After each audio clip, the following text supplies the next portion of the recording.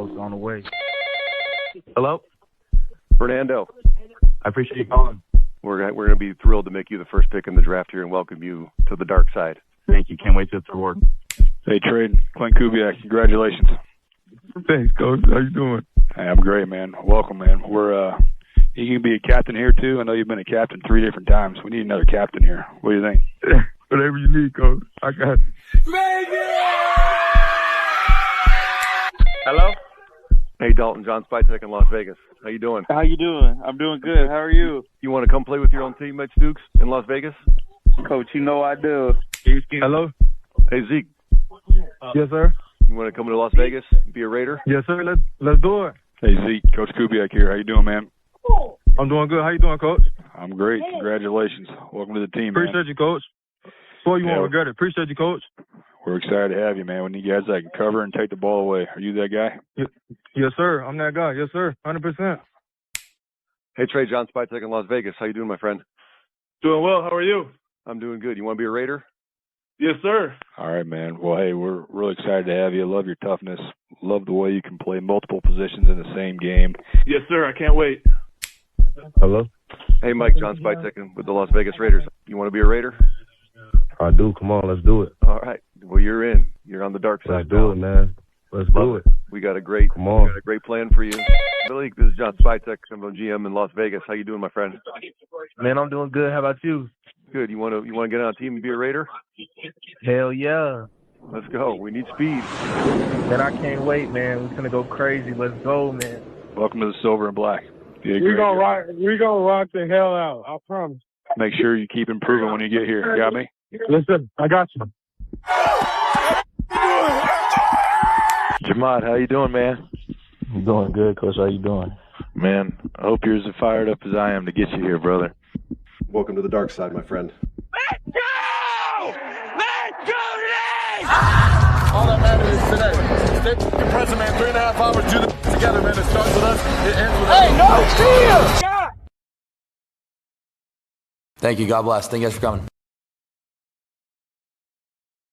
Man, is Ashton Jeanty a generational superstar trapping a broken offense, or did the Raiders make a massive mistake drafting a running back at number 6 overall?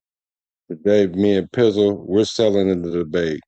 Is Jeanty truly special, or was he actually worth top 6 pick value? Welcome to Bart. Next stop, Jeanty Lane. We're talking Jeanty. I've been hearing some things about my man Jeanty. But first, I got to start off with our winning quote about the great Tim Grover, who we'll talk about a little bit later. Actually, Max will talk a little bit later. There's a difference between competing and winning. Competing is knowing what to think. Winning is knowing how to think.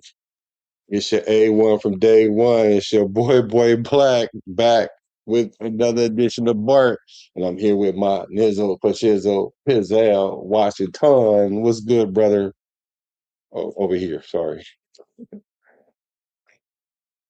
What's good with you, Piz? You muted, brother. Hold on, let me unmute you because you muted. You on mute. Look at him. So there we go. There you go. How about that? Yeah, I'm doing all right. What's good with you, man? Right there. Just chilling, man.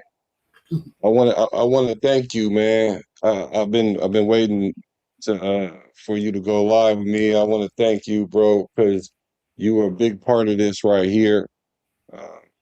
Whether you was on the show or whether you was encouraging, whether you was calling just to see how I was, calling the night before to see what we talking about, all the things that you did for not just my podcast, other people podcasts in this space too.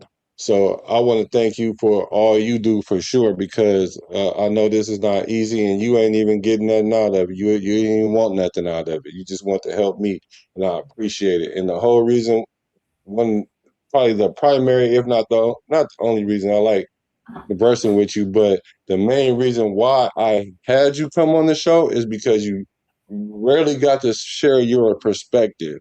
And I know you an OG Raider, like you know about the spirit of the Raider. Like it's things that you and I can talk about that maybe I and another like younger um Raider fan might not be able to relate to. Not to say one's better than the other, but it's definitely good to have somebody I can bounce those old time thoughts about, jog my memory. So I want to thank you, my brother. I want to tell you how much I appreciate you, brother. If I don't tell you enough, I'm telling you right now, bro.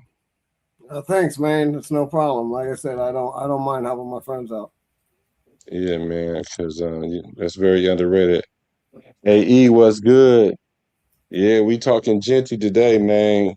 Hey, before we get into Genty though, pause. That sounded kind of crazy, but Jamal is going to sign today. I don't know if he signed yet, but it was around the word around camp was he's going to sign today, and they're going to try to get Mendoza signed by tomorrow, if not tomorrow.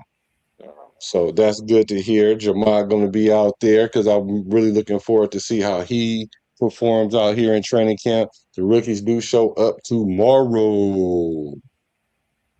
So, what do you think? Here's a question I saw bounced around the Raiders sphere is, are the Raiders going to have a winning season?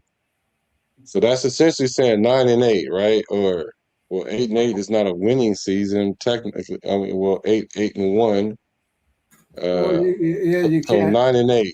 So 9-8. How Yeah, you it's going feel to be about either 9-8 or 8-9. that? One of the two? Yeah, there's no 8-8. There's no more 50-50s. And I like that. I like that it's no longer a 16-game season. And you can say, oh, well, we won 8-8. And so Well, that means you didn't gain no ground and you didn't lose any ground. So yeah, but I mean, like, it doesn't really it doesn't really make sense. But I know why, and I know also that the owners, they like preseason games because they get all the money. You know what I mean? Yeah. And all of that stuff. But a lot of the premium players don't even play. So, I mean, it's cool if you want to go out and watch them for a series or something. It's a lot of, and if you're a season ticket holder, it ain't too bad. But, if you're just going to watch, you think you're going to go see something but you're not. Wrong. Well, it might be good to go to preseason this year because you're going to get to see Mendoza play because he's not going to play that much this year unless, barring an injury from Kirk Cousins. Knock on wood if you with me. So if you want to go see Kirk Cousins, if you want to see Mendoza play live this year, then the preseason is probably when you want to go. And if you want to see AOC for the last time, you might want to see him too. You want to say goodbye. Yeah, you want to say goodbye. Get him a sign your football or something. Yeah, for real. So you think how do you think you think are we gonna have a winning season this year? Well, like I said, my ceiling, like I said, is 10, and my least is 7. So I don't know. I'm kind of like, it's hard. I don't want to say because I haven't seen him play yet. No, I want to see that first game. I want to see how everything's looking. You know what I mean? If everything looks like it's gonna, I know everybody's like, yeah, everybody wants to make the bet after. But even last year, after the first game, we looked good the first game. We didn't do squat for like 10 games. So yeah, but I knew we wasn't gonna do nothing because we had Chip Kelly. I didn't have to watch us play not one game. What up, Twan? It's good to see you. But I definitely thought we were gonna be more than 3 wins, though. I did think that. I ain't gonna sit here and act like I thought we was gonna win just 3 games. I just knew we wasn't about to do nothing because we had Chip Kelly, though.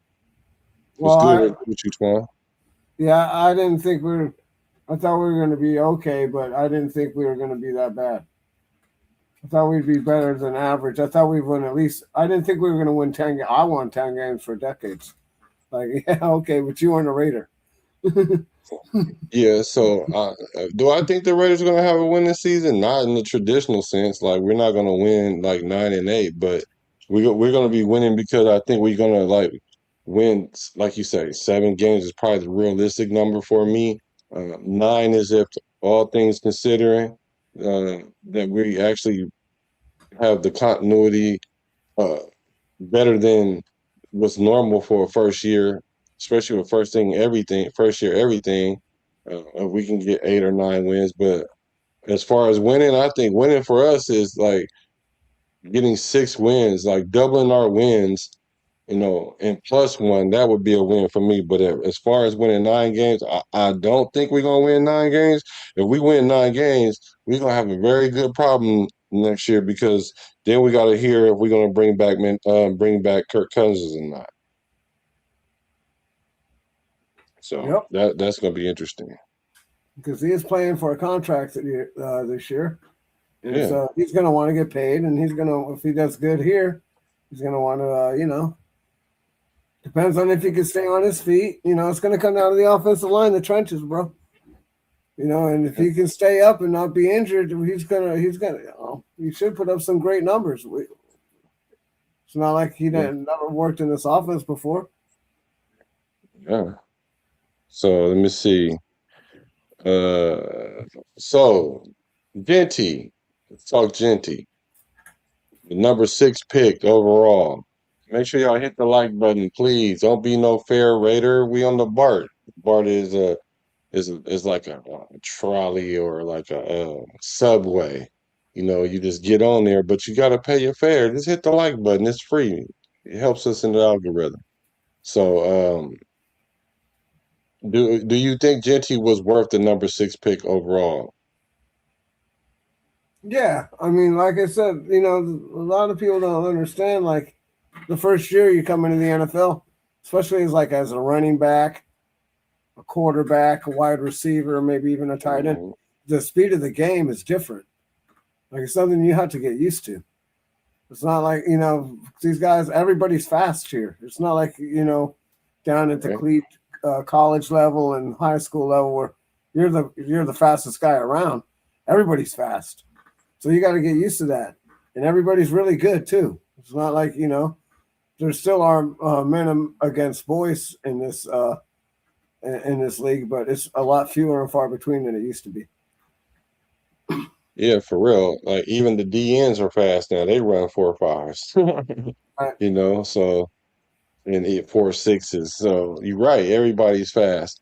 I know usually getting a running back at number 6 was high normally, but I think that Jeanty was a piece that we needed because we built through the draft. Like you really do build through the draft. You can supplement your team through free agency, but we built through the draft. I mean, like Jeanty, Brock Bowers. We grabbed Bowers when we didn't necessarily need Bowers, but he was a great addition. And I think same thing with Jeanty. Like we needed a running back. And he was the best available running back. He was the best available running back. So we snatched him, whether it was at 6 or 16 or whatever we was at. I mean, I think we kind of broke the mold of, drafting a running back high because then this year, Love went very high to Arizona. So like 3? Yeah, I know he went in the top 5. So I mean, so that's higher than 6. Something I like think that. you're right, no. like 3 or 2. Yeah, 2 or 3. Or I'm thinking 3 though. But so that people ain't complaining about that because it's going to be a good pick. So we picking up these pieces. Now we got a quarterback now. So now we're going to just put all these pieces together. These are big pieces to the offense while we fix up the O-line. I mean, what's next? Next is a wide receiver. So we'll essentially got a tight end, a running back, a quarterback, and a wide receiver in the draft. And we already got a second round wide receiver that we waiting to pan out. And even if he doesn't, we can go get another one. And we'll legit build our offense in the draft. We definitely built our defense in the draft because we got a lot of secondary players out the draft. So, Yep, we built our team out the draft. That's what you're supposed to do. And then you plug in instead of doing it the way we used to do it, which is buy a bunch of free agents and bring them over here. And trying to win with something that we can't win with because they're all old. AE says, I feel Jeanty was a broken offense. His rookie year, not a 6 pick. Mistake. Everyone wanted him. Yeah, a lot of people wanted Jeanty. Like Jeanty really did his thing in college. I mean, he didn't win the Heisman. Or did he win the he didn't win the he won the Heisman, didn't he? Yeah, I Didn't think he didn't did. Jeanty win the Heisman? I think so. Because it was Shador, Jeanty. Hold on, let me see.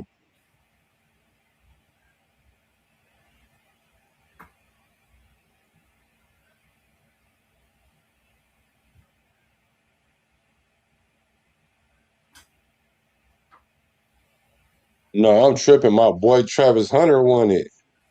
I'm tripping. Travis Hunter won the Heisman. Yeah, the back-to-back guy. The guy Yeah. does the offense and the defense or whatever. Yeah. Two-player guy. Yeah, that's right. Yeah. I'm tripping. My guy won the Heisman, but he was a Heisman in the race, in the running. Yeah, he was a Heisman candidate. Definitely, he broke. So what happened was he broke the rushing record. People was comparing him to Barry Sanders and all that, but I think that we just needed him. So some things that I heard from just all over, like I heard Jeanty didn't have the it factor. I think Ryan Clark said that. The unemployed Ryan Clark. Well, he's not all the way unemployed, but you know what I mean. He said he didn't have the it factor. I was shocked when I heard that. I'm like, what? Jeanty don't have the it factor. Um, then some things that I heard, which was legit, that he ran into contact a lot. Well, yeah. Like he ran into his old lineman a lot, and I think that had a lot to do with more the old lineman than him. But sometimes he might have ran into the old lineman, his vision, his processing speed, and I looked up some stats about that to see how legit is that, and I just think that he really did well overall, considering how weak our O line was. He was hit behind the line of scrimmage as much as he was. He made something out of nothing. It wasn't necessarily the best rookie campaign, but I saw enough out of how he played and how he dealt with adversity to know that we have somebody special. And not only that, he didn't get hurt. Yep, that's the most important part right there. He didn't get hurt. He played the whole season, which means he could run the ball. He could he can take a beating, and like I said, as long as we don't overdo it, like a car or anything else, you can't go out and abuse it too much. You can abuse it once in a while, but you can't abuse it every day. Otherwise, it'll break down on you when you need it. Right, especially when you need it. Okay, let's see. The good thing about Jeanty was, I liked about Jeanty is that he was able to catch the ball out the backfield as well as run the ball. Mm-hmm. And we've seen him run over like I don't know how many safeties and corners. I mean, like he was giving out business decisions all over the field. He was making them DBs make a vision decision. They was thinking, well, we gonna hit this little guy when they was getting trucked. So we're gonna talk about the things he did well and the things he didn't do so well. And this is what they say he did well. He was elusive in his power. He forced 61 missed tackles and generated over 65% of his rushing yards after contact, leading the NFL, leading the league in broken tackles amongst rookies. That's big to me. Like he was also a dual threat. He caught 55 passes, which is I think is a good healthy amount for a rookie running back. For 346 yards and 5 touchdowns, giving him over 1,300 yards in scrimmage. And then he was able to handle that workload. He had 321 touches across 17 games while playing in that struggling offense. So those are some of the good things that he did well. And some of the things that he struggled is his yards per carry. He averaged 3.7 yards per carry, and that put him at 43rd ranking out of 55 qualified running backs. Yeah, but I think pretty much almost any other running back would have gotten a lot less than that, getting hit every time they got the ball in the backfield. Yeah, I would agree with you on that. Yeah. There ain't too many people that are getting us that many yards after contact. Basically 25 yards or 20 yards away from 1,000 yards. Yeah, Basically, with almost had Josh 1,000 Jacobs, yards. he's the same thing that Josh Jacobs had, except Josh Jacobs got injured and couldn't play. Josh Jacobs, I don't think, finished his rookie year. He got injured. And then he came back and learned how to elude that first tackler every time. Yep. Yep. They said he lacked blocking support. He faced initial contact near or behind the line of scrimmage constantly, suffering the second worst yards before contact rate in the NFL, 1.28. That's yards before contact per attempt. That's 1.28. And so and also the knock on him was he only had 5 touchdowns, so that's a fairly low number of touchdowns, but a lot of that was due to our inept to get into the red zone. But he still ended up with 10 touchdowns by complementing those 5 touchdowns rushing with 5 receiving touchdowns. Yeah, he put up good numbers. Yeah, so I was like, okay, he had the lowest yards. He was the second lowest yards per contact, and I was like, well, who was number one? And number one was Chuba Hubbard from the Carolina Panthers. He averaged under 1 yard before being met by defenders. And Ashton Jeanty was 1.28. And here's a shocker. Number 3 was Christian McCaffrey. Nice. So he averaged 1.1 yards before contact. So it doesn't necessarily mean you're not a good running back. It just means that's just kind of like what you have to deal with to kind of get going. Yeah, when you got a offensive line that sucks. Yeah. And in 25, McCaffrey averaged 2.76 yards after contact per carry and forced 47 missed tackles. So which was 11th in the NFL. So Jeanty had a higher rate of checking that first tackler. Right. So and it said, and I asked it about the vision, if they have stats for vision or how do they kind of quantify that. They said, well, while tracking tools don't measure vision directly, his processing speed is reflected in his plus 4.8% rushing yards over expected, RYOE, rushing yards over expected rate, proving his vision constantly generates positive plays out of bad blocking. That was McCaffrey. So then I'm like, okay, well, how does that work for Jeanty? Jeanty, he averaged 3.06 yards after contact per carry and for 61 missed tackles, which was the 5th among all running backs.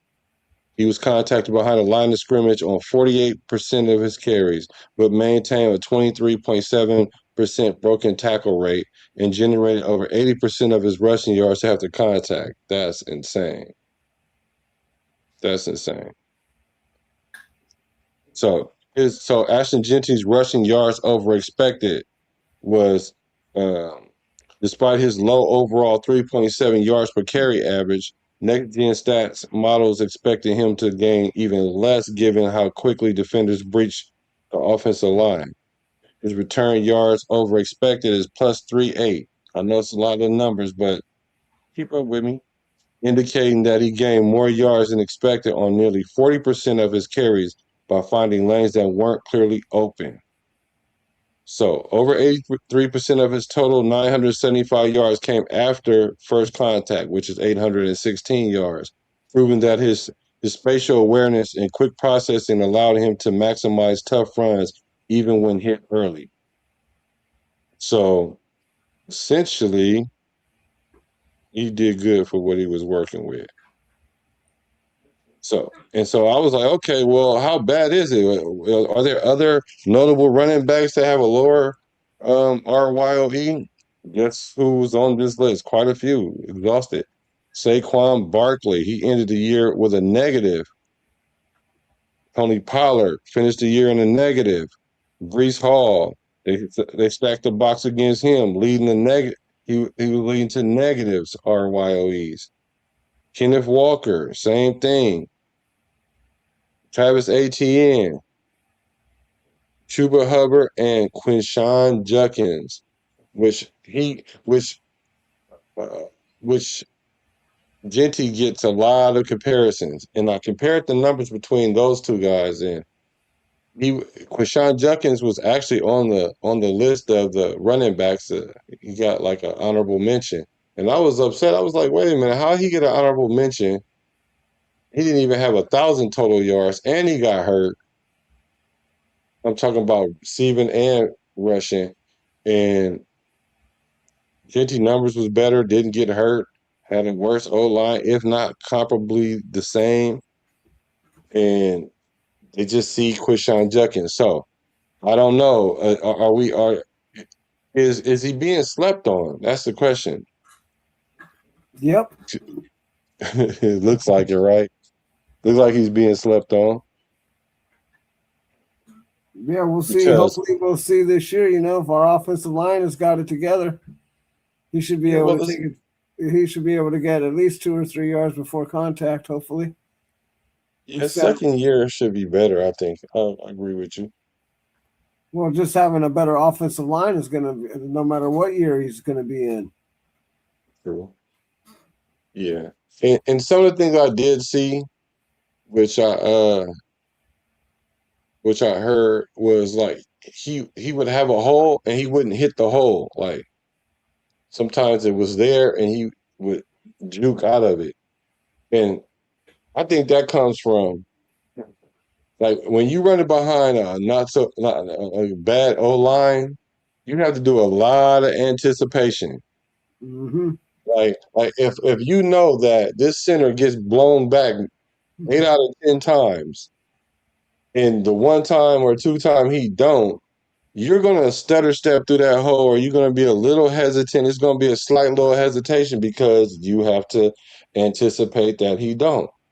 And when you running in between the tackles, you don't really have time to be playing around. So sometimes the run is there and he didn't hit the hole because he's anticipating that hole not to be there. Because why? Because it's usually not there. I think Jeanty has fairly good vision. I think he's not the easiest guy to tackle. And I think he's going to thrive in this offense. I definitely think he's going to go from like this 975 yards to about 1,200. I think he can get to like 1,200. Yeah, so, I think that's possible too. Yeah, so I think he if not more. Yeah, so I guess that would be kind of be like 1,500 all-purpose because he got 300 receiving yards this year. I don't see why he can't do similar, or if not a little bit more, like get 400 yards. Yep, or a little more. Yeah, so I think he surprised a lot of people last year. I don't think they realized he could catch too. Yeah, I agree with you on that. I think a lot of people did underestimate him because I wasn't sure if that's what he was good at or not. Yeah, because he didn't have to show that talent off over there in Boise where he was at. Which is kind of strange because we didn't have a lot of checkdowns with him, but he still got a lot of passes. So yeah, you take him one-on-one with the linebacker all day. Yeah, so let me think. It was some things that I definitely think he needs to work on. They say his yards per carry, of course, his lack of touchdowns. You got to get in the red zone. We need more touchdowns out of him. They said inconsistent breakaway runs. While he recorded 24 explosive runs, which is 10 yards or more, he rarely hit long chunk plays past the second level due to defensive penetration cluttering open lanes. But that's going to be a good thing if the defenses are looking at him like that, because that's just going to create more space for Brock Bauer and also for the receivers. So while he did record 24 explosive plays, he put the ball on the turf twice in high pressure spots, lost both fumbles. I remember one of them was crazy. And it was like a 4th down or something like that. We shouldn't even ran it right there, but whatever. So he lost both of those, and the carries he had issues securing late down checkdowns when blitzes were coming. So the one thing I really was concerned about him is his ability blitz picking. And that's something that you got to just get used to. Yep.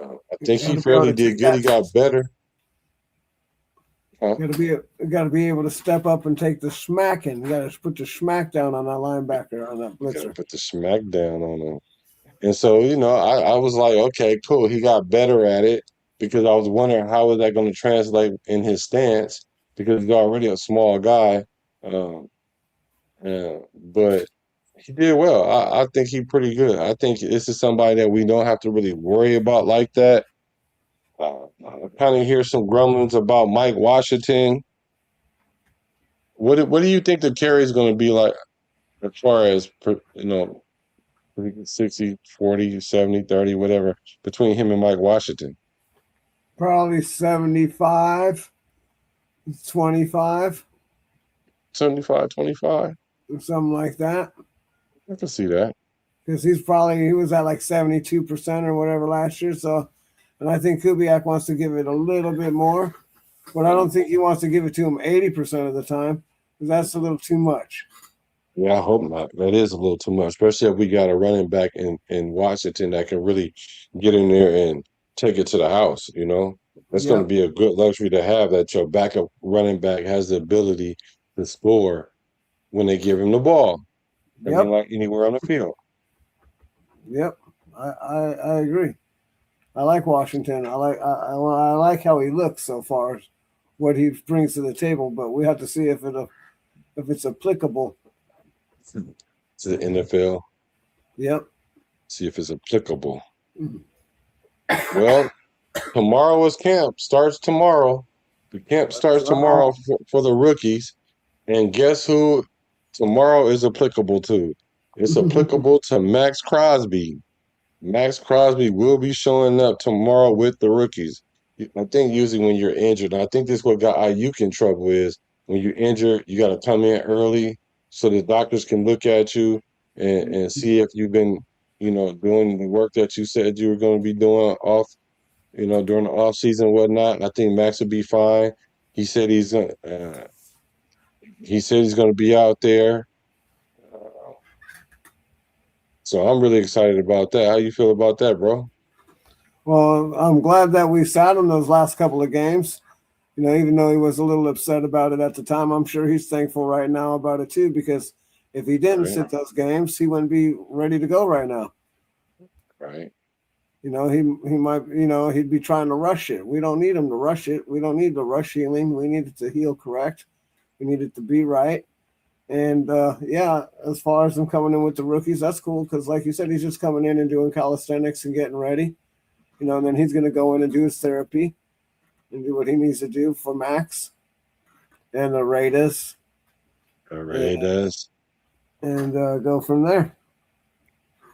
Yeah, so he's definitely gonna show up to training camp, and it's really good to see that people are getting excited because I know early in the off season, people was crashing out about Max, like having a hard time surviving being a Raider fan because Max didn't want to be here and Max didn't this and Max didn't do that. And to his credit, he kind of just like blocked those things out and kind of just went on about his business as usual. But it's good to see my fans migrate back to Max and some of the Max hate dissipate. Because I think that our defense is gonna go according to how well Max plays. He's the player that makes this defense go to another level.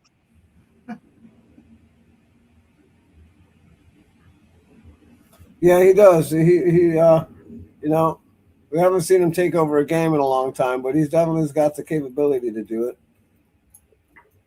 Oh, I've seen him take over some games last year.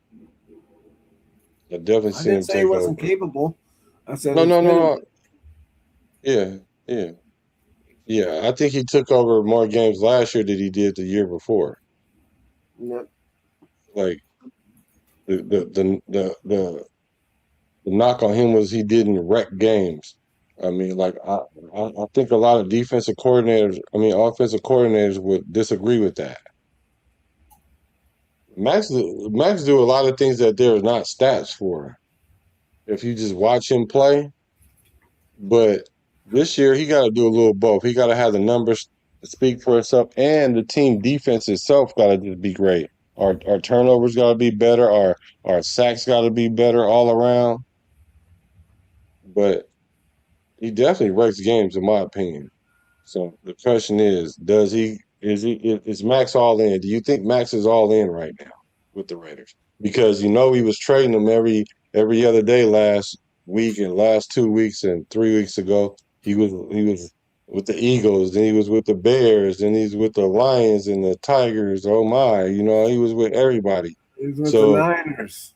he was with the Niners. They sent the little girl over there to try to sabotage the situation. And do you think Max is really all in? Because people were saying, wait till the trade deadline. If the Raiders aren't doing good, he's not going to be here.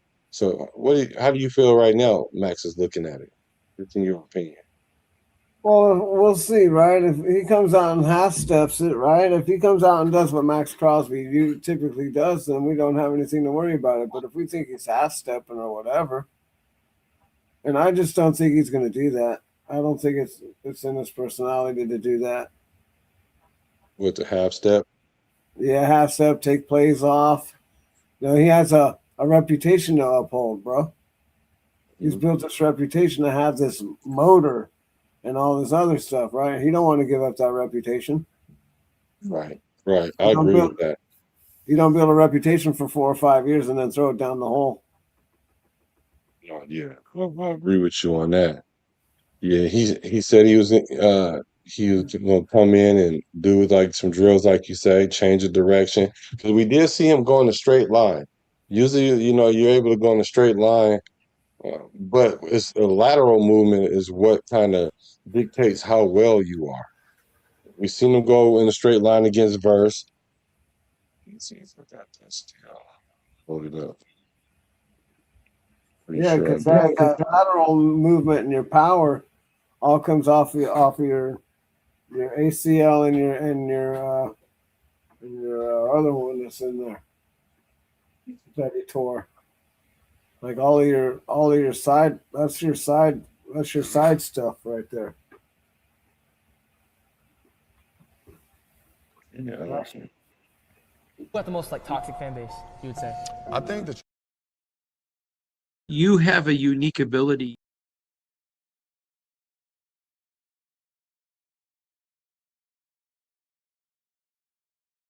Some people would get mad, but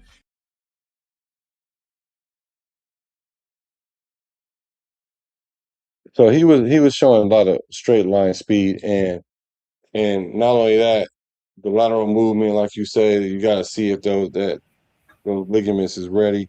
I think they will be, but we'll see what he says. So this is what he says about coming into camp, and he also talked about Ashton Jeanty, how he felt about Ashton Jeanty, and if Jeanty was special. Be around some of the best. Like even as a rookie, obviously Antonio Brown thing didn't go the way we expected it, but seeing him in practice, he was arguably the greatest receiver in the league at the time, and he was unbelievable to watch when we were able to. And then you have Devontae Adams, and then you have Darren Waller, and then you get, Brock Bowers. It's like Josh Jacobs. You know what I mean? Ashton Jeanty's gonna be another one of those guys. Being and watching them, as a true football fan, on defense, I'm really just me. I'm on the bench. I'm just Zen mode, but I'm paying attention. You know what I mean? I'm locked in. I'm watching the guys, and I love watching just great football players play, and especially when they're on my team because we got to win. You know what I mean? That's ultimately all that matters. So he considers Ashton in that group. You heard the players that he mentioned in there with the Brock Bowers, with on his team that's playing with him right now. Ashton Jeanty is in there with those guys, and I see it too. But some people need to see a little bit more. And like you say, with a competent O line, what will it take for these people to kind of temper their expectation or temper how they feel about him, about the number 6 pick. What do you think people? And I know we can't speculate for other people, but I'm trying to think. Based on what he had last year, it showed you what he was about. But coming into this year, what do you think he got to have? Like 1,400 yards or something like that, 10 touchdowns? Maybe you guys can let me know in the chat. But what do you guys expect from Jeanty?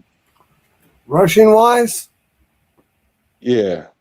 As long as he's healthy, I don't, 1,100 yards, rushing would be fine. If he gets more, fine. If not, fine too. Anything over 1,000, I'm good with. Because like I said, you don't want to wear the guy out. You want to, you want to get him his yard, and he's probably going to get those yards in less carries anyways, because he's going to be able to, you know what I'm saying? So if he gets the same amount of carries and he's getting more yards per carry, he's going to get more yards, just straight up. So yeah, he's going to be able to definitely avoid that first tackler more often. I think it's not guaranteed because we can look in the similar offense with McCaffrey. He still was getting hit in the backfield a lot early too. So yeah, but the Niners center isn't as good as our center though. There you go. Exactly. So we Jack just got Yates says 1,600. Does that say 1,600? Yeah. 1,800. Yeah. That must be all purpose. 18 dummy, right? I hope you mean all purpose. Ray Flores said, "I'm just here so I don't get fined." Yeah, I guess you better late than never. I'm glad you showed up, brother. Glad you showed up. So Max puts him in that group. Max sees him as that. I see him as that. I guess the jury is still out on some people when it comes to Ashton Jeanty. Well, that's one reason why I think that Max I don't think he really wants to leave at this point right now. I think he thought he did, and he went and tested the waters, and then he found out really how grimy the NFL really is, and how lucky he was to have a nice, happy home. And I think we'll never hear anything out of that kind of nonsense again. Yeah, I'm agreeing with you there because after all this kind of folded, I was like, well, I guess that might have been the lesson he needed to know, that it ain't always sweet somewhere else, And the grass ain't always greener. The grass is not always greener. Most of the time, it's not. But I can understand why he wanted to get up out of here, because we were looking like we were either moving at a something else pace or we wasn't really moving at all. And then even to his own admission, like while he was flying over there, he looking at all the moves the Raiders made, and he's like, "Why did you wait until I left?" Right. He probably could think, okay, because the money freed up, whatever. He could have justified in his own mind, but like you said, he probably was like, well, why you didn't do this before I left? And then when the deal fell through and he came back, it was like you got a second bite at the apple, and now you should be very grateful because the very thing you was complaining about, they went out and did. Matter of fact, they would replace the defense without you on it, but they didn't have to give up nothing. And they got the chance to add you back to this upgraded defense. So I think it's a win-win all around for us. For him, for sure. We got Kwity Paye, like you said. I mean, he underachieved a little bit last year. He was a first-round talent, but that's fine. Some people say you don't draft first-round talent to stop the run, but the Raiders do. Woo. Woo. He said the Raiders do. We do. That's what that was. What the dude from what the hell was that? I'll think of his name in a little bit, but he used to be on. He was over there at the Niners right now. Who that? The lineman. There? No. Oh. I can't think of his name right now. Cleveland Fur. No, yeah, not Farrell. Yeah. Earl, yeah. Yeah. Yeah. That's why we drafted him so high as the stop the run, because he definitely wasn't a sacker. Yeah. Yeah. So I think he's locked in, man. I think I'm with you. Like I came out and I said, I think Max saw the game guys, the football guys gave him a second chance at all this, and as long as we're competing and we're winning games, I think he's gonna be here. Unless we just a 3-win team the next couple seasons or whatever, and he just got to go somewhere to try to cement his legacy. But I just don't see that. I just think he's good. I think he has his mindset with staying with the Raiders, and that's what it is. Now, I read a quote at the beginning of the show, and I've been doing it recently. And this is Tim Grover. I'll tell you guys about it. He wrote 2 books. One is Relentless, and one is Winning. And you got to have a winning attitude, and it talks about what it takes to win. And a lot of people don't know what it takes to win.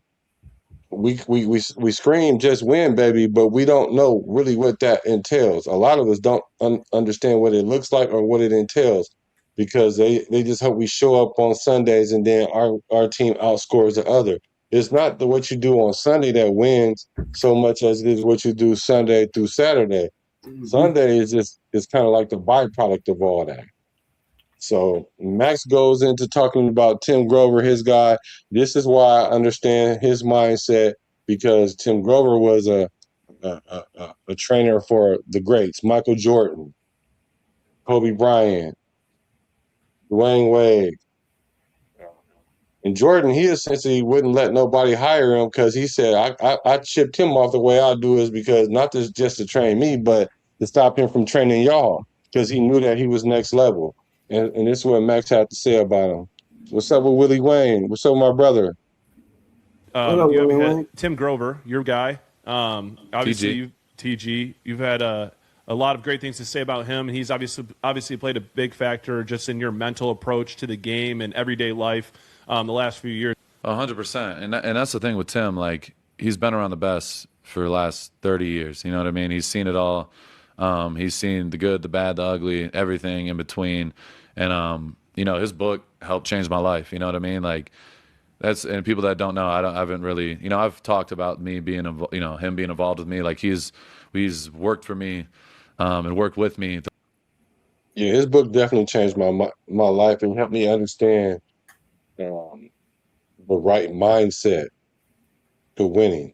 Because winning, you think you try your best and that's it, and then you don't know why it happened. Sometimes you win, you don't know how that happened, but then you can't win again. And like you said, Pizzle, you repeat this often. What we're trying to build is a dynasty. We're trying to win multiples, and that takes something intentional. And like I said, from the top down, not the player up. So it's starting to line up. And when we got leaders like Max that has the hyper winning attitude, which is an extension of what we're trying to do from the head office, how they're saying it, then I think it translates. And then us as fans, we got to fall in line. We got to have a winning attitude. We can't sit there and pout when things don't go our way, or try to figure out why winning is eluding us instead of looking at the process. Because I know a lot of us not looking at the process, because that's why a lot of y'all didn't know Kirk Cousins was starting in week 1. Like, me and Pizzle literally April 3rd, literally said this April 3rd. I don't even know when we got Kirk Cousins. We probably got him April 1st, I think. Yep. I think we got him April 1st, and we literally did a show on April 3rd. Pizzle was the first one to say it. I made a thumbnail saying it. It was a plain thumbnail, and I was like, let me go and put this out here, because I understand we're ahead of the curve over here. People just now really getting to the curve. They just now really learning how to let it set in that AOC is not about to start. Well, some of them are still trying to fight it. AOC thing. They still kicking a little bit, but you don't even hear AOC name as much as you used to. but we knew that Kirk Cousins was going to start. It was already, they told us it. They moved exactly like that. And we both knew that they would never brought Kirk Cousins over here unless he was going to start. Like, it was just like obvious. Right, bro? Yep. Yeah, it's the same thing with why you bring over Gardner Minshew. Right. Or even Geno Smith. Yeah. Or Jimmy G. Or Jimmy G, right. They were brought here to start. Right. It's not because AFC didn't get a chance. Well, he got a chance. Oh, yeah. He got a chance. But here's more about the winning mindset.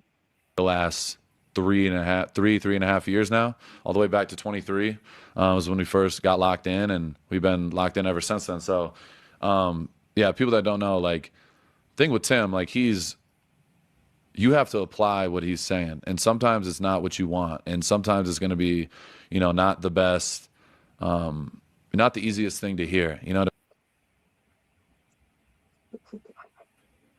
This is the fun part. Like, winning is not ice cream, like sometimes you gotta be the a-hole and tell people about themselves and hold them accountable. And a lot of people don't like that. That's why I'll know from the gate if you're a winner or not, or if I can win with you or not. That's why Kobe was like, why would I give you the ball? They was calling him a ball hog. Why would I give you the ball when I know that you're not obsessive about trying to win, you're not dedicated to winning, you get in your feelings if I tell you something and you take it personal and then you don't want to put in the work required. You can tell you're not going to win. You're not just going to win with just any kind of attitude. So this is what he's saying. Like, something's just going to be uncomfortable. You're not going to win if you think you're supposed to always be comfortable. Nope. Hey, it's raining out. I don't want to play today. No, I'm not comfortable in that snow. Got to get out to play anyway. Or the Raiders ain't playing well, so I have to.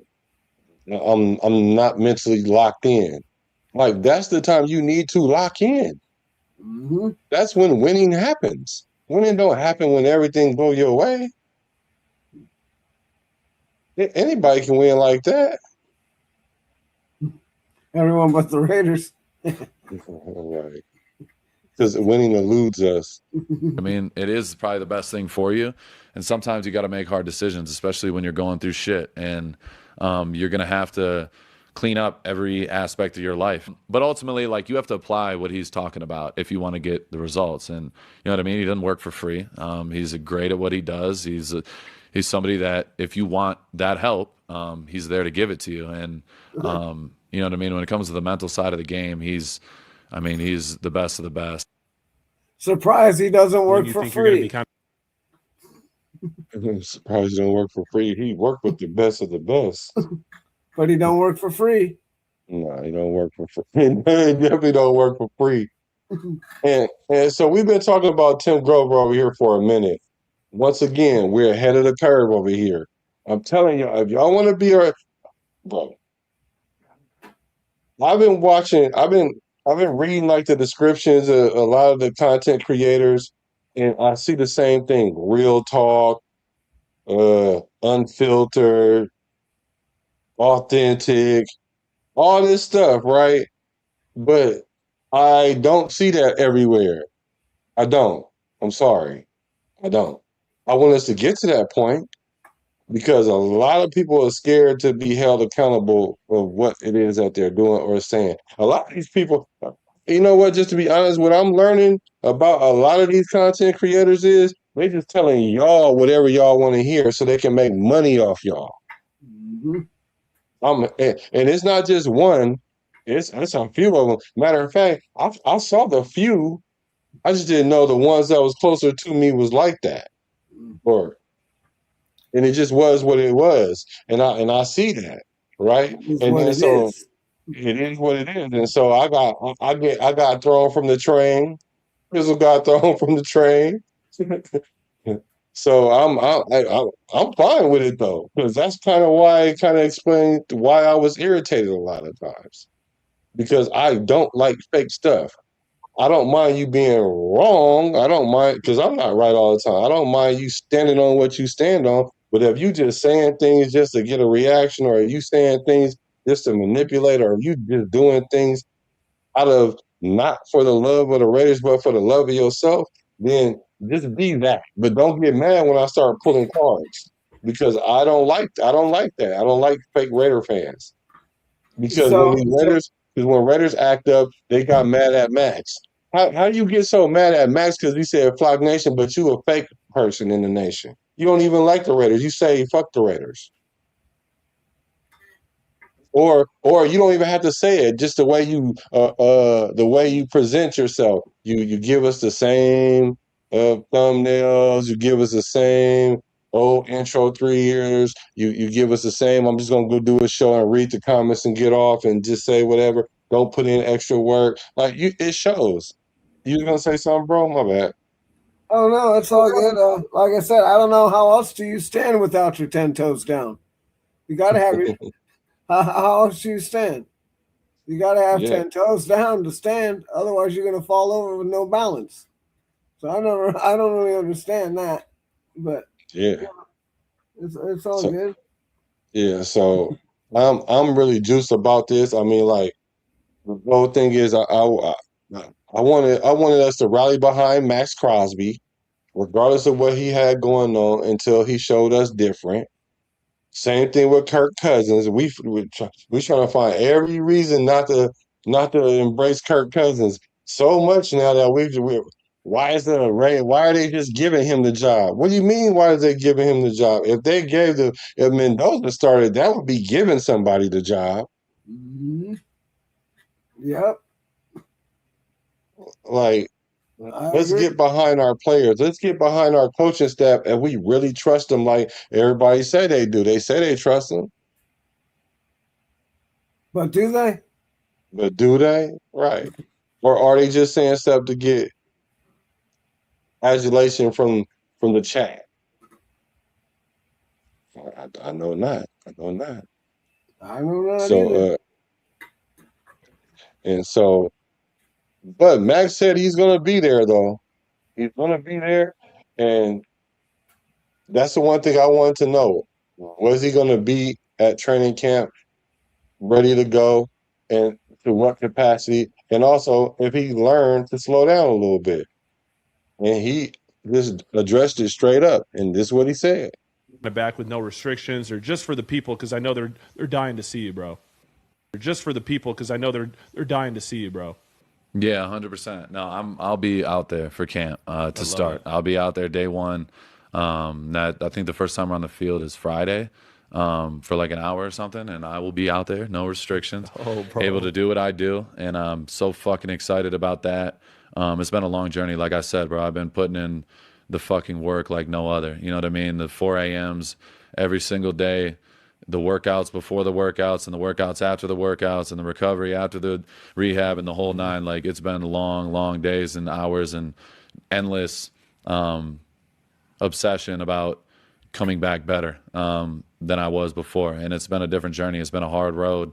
But ultimately, like we talked about, like, you have a choice, you know what I mean? Every day, like, you can't, especially come back from something like this, like, you can't duck any smoke. You can't duck. It's hard, bro. And you're going to come back and even you check these boxes and then you're doing, like, for me, like, I'm doing the bike when I was not able to run and shit. I'm doing the bike twice a day. I'm doing ropes. I'm in the fucking pool. I'm doing everything I can to still keep myself in the best shape and meal prepping across the board and the whole nine, the recovery, the hyperbaric, the Normatex, the stretching every night, ultimately. But like I said, like, I'm secure in my own skin. I know the work I put in. I know how obsessed I am with this, and I know how much work I put in, and I'll be back. You know what I mean? I'll be back better, and we'll be out there in the beginning.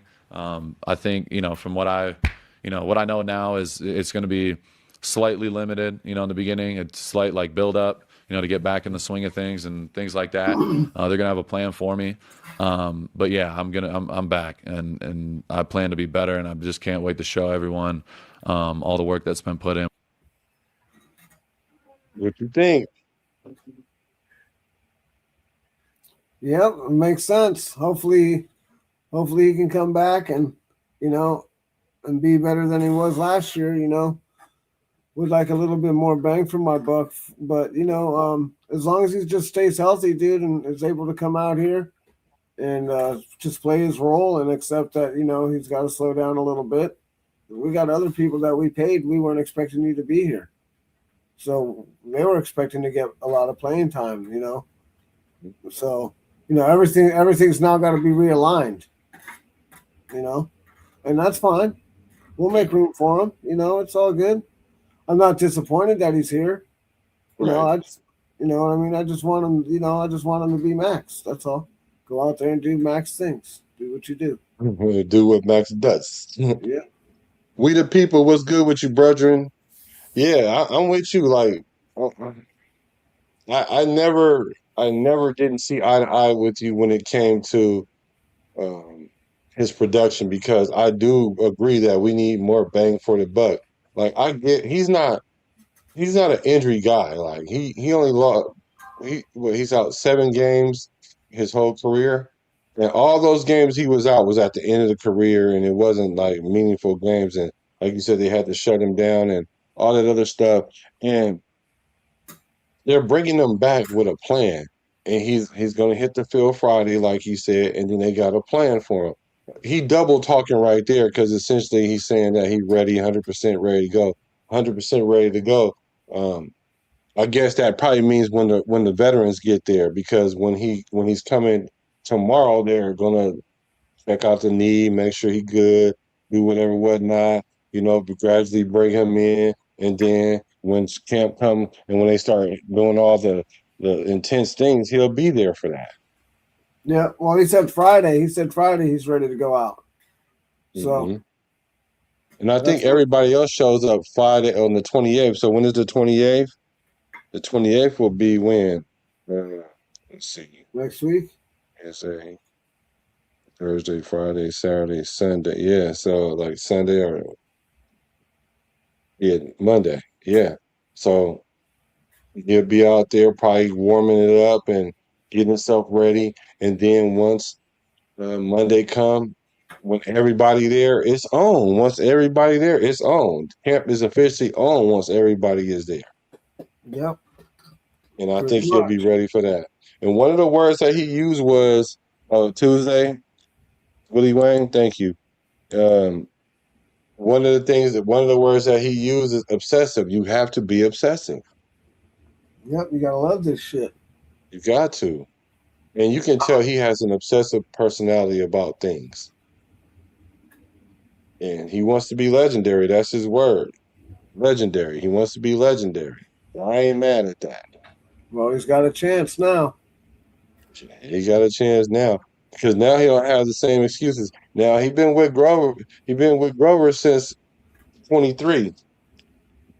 So we did the defense was middle tier at 23 and 24, and he got injured, and he needs to get some work done. And bro, we need to see that elite level, because I know you if you got Tim Grover, you paying some bread, some serious bread. When you talking about the trainer of Michael Jordan and Kobe Bryant, and there's some other players that but those are the apex of the two. So if you guys don't know nothing about the guy, just go Google the guy and get some of that game about winning. Winning is a process. Winning is an attitude. Winning is a mindset. And I see that winning culture. That's what I'm seeing. That's why I'm have a strong confident. head. Gotta have a strong head if you're gonna win. Be a winner. There's no quitting.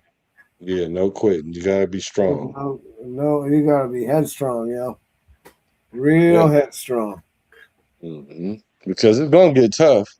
Mm-hmm. How do you respond when it gets tough? Are you gonna shut down or shut them up? What you gonna get up? You're gonna stay down. Or you're gonna get up. What you gonna do? What are you gonna do, Rock? What you gonna do, Rock? For sure. So I'm excited. I'm excited about camp. You know, so thank y'all for hacking in. You know, we appreciate y'all for hacking into the show. You know, we appreciate the love. We appreciate the loyalty. You already know it's one nation. That's the Raider Nation. Yeah. Because I'm a Raider. Wait. He's a Raider. I'm a Raider, though. You a Raider. Ray Flores, you're a Raider. Willie Wayne, we the people, you a Raider. From the Bay to LA. Raider. I'm a Raider. From the Bay to LA to Las Vegas. Rest in peace to Al Davis.